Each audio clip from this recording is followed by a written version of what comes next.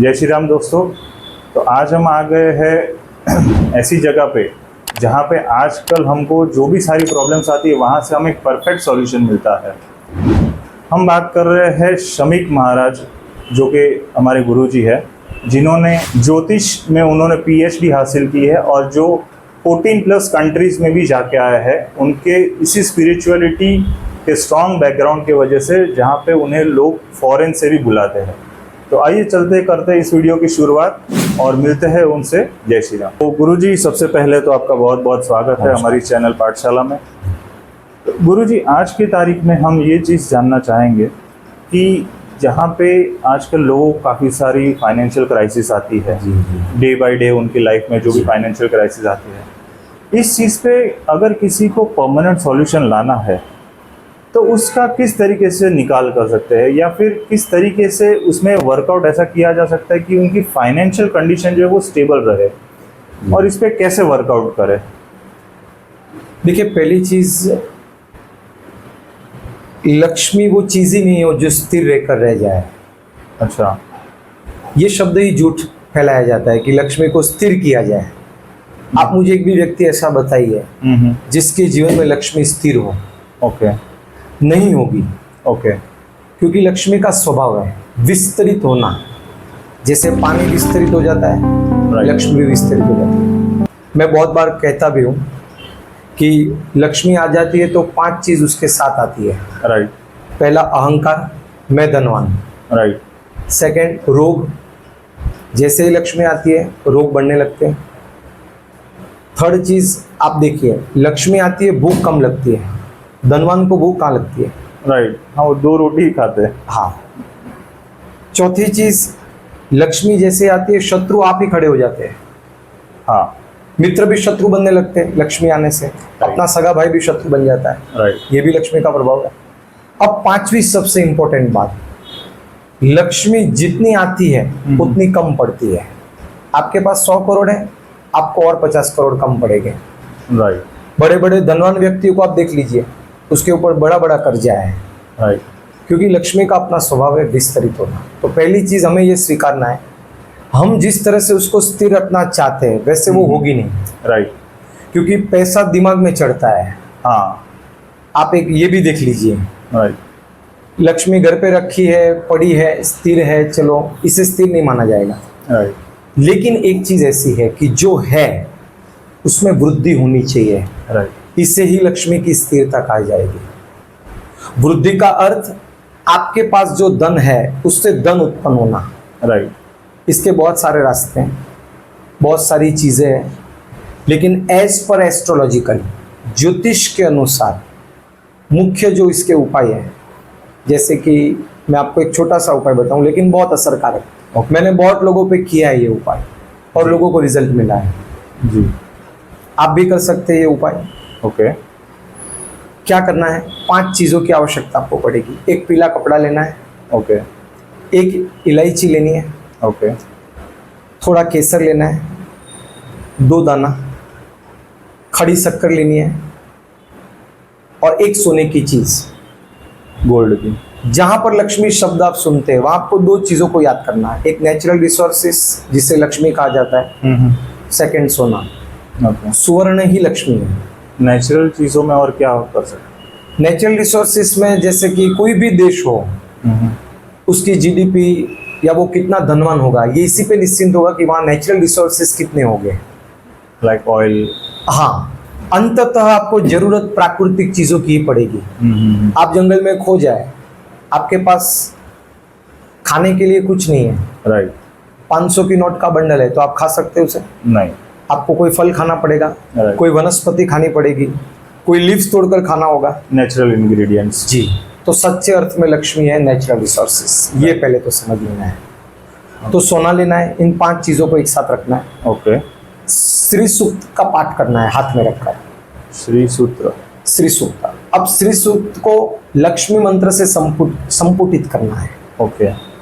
पहले लक्ष्मी बीज का जो मंत्र है वो बोलना है, उसकी एक माला करनी है, फिर श्री सूक्त, फिर लक्ष्मी बीज का मंत्र, और उस पोटली आपने जो बनाई है उसको तिजोरी में रखना है।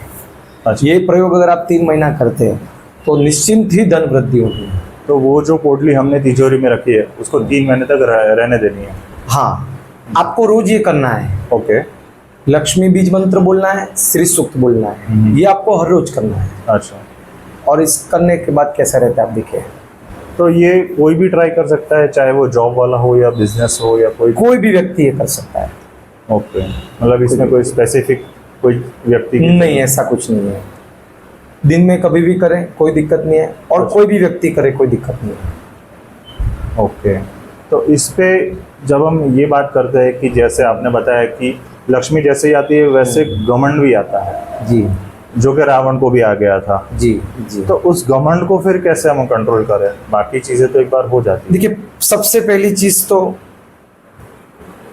गुस्सा, अहंकार, घमंड, स्वार्थ, मोह, सारी चीजें मन से जुड़ी हुई है। राइट। पहले इनको समझना है। राइट। अब ये सारा जो पैदा हो रहा है इसका जन्म मन से ही हो रहा है। राइट।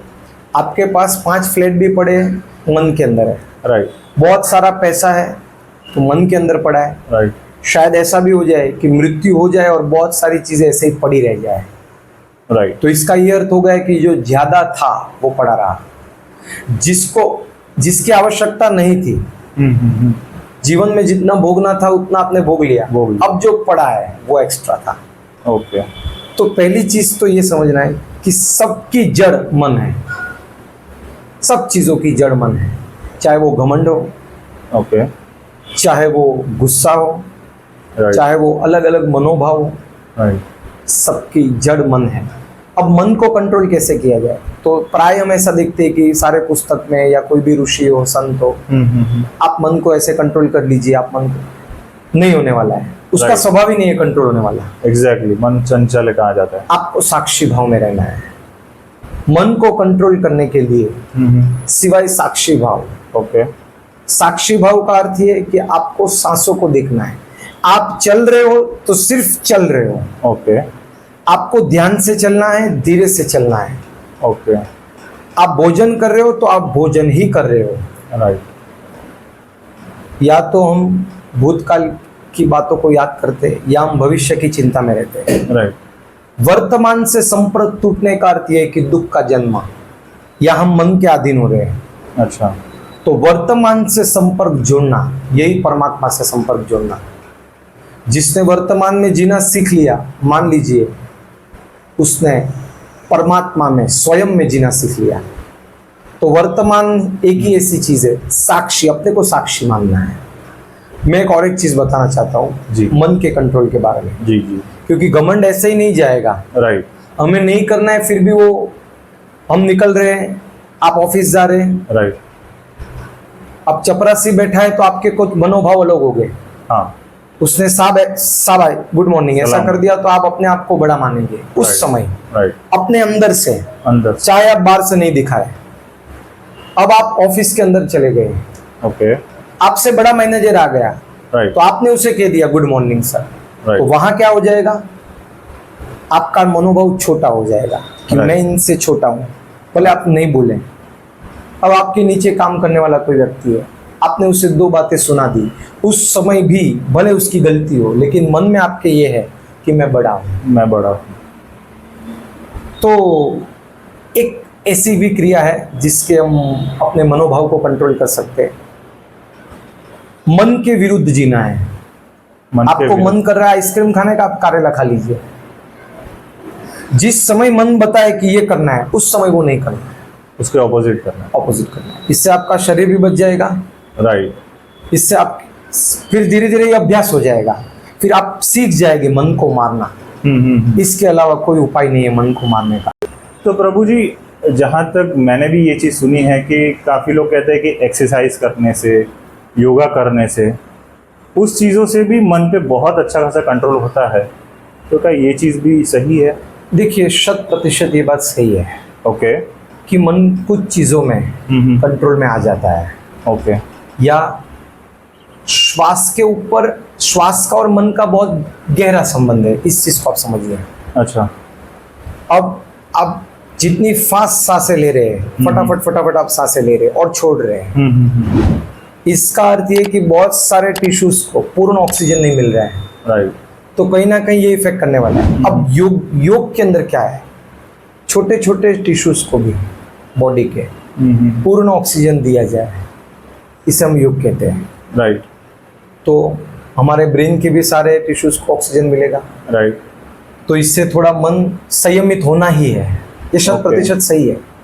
लेकिन यहाँ पर जो मन के संयम की बात चल रही है, अब आप योगा करके घमंड को नहीं हटा सकते, राइट। आप कर लीजिए, नहीं कर पाएंगे आप।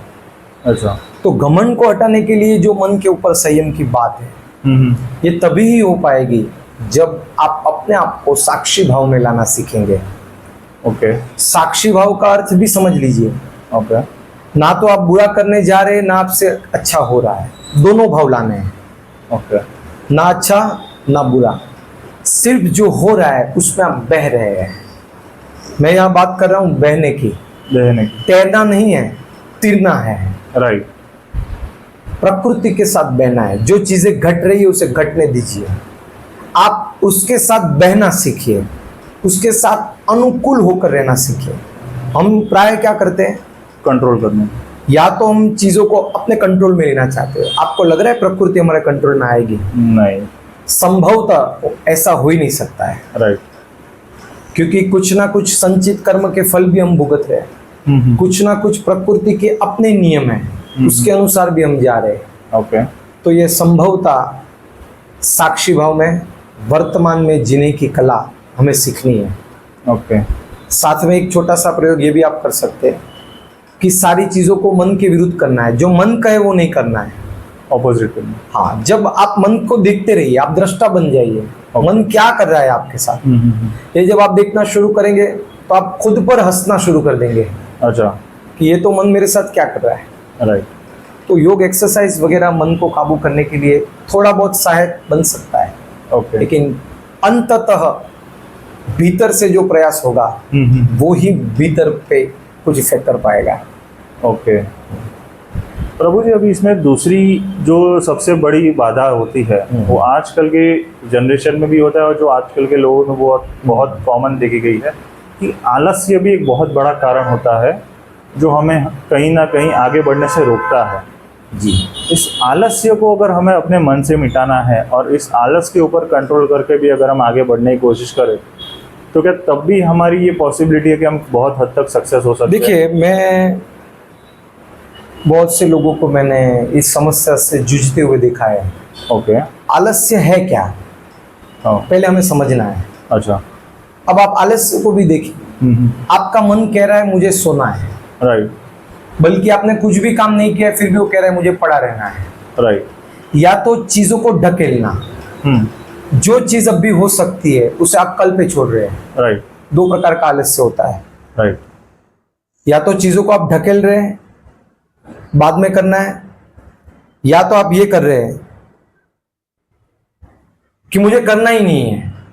तो कौन से प्रकार का आलस्य है?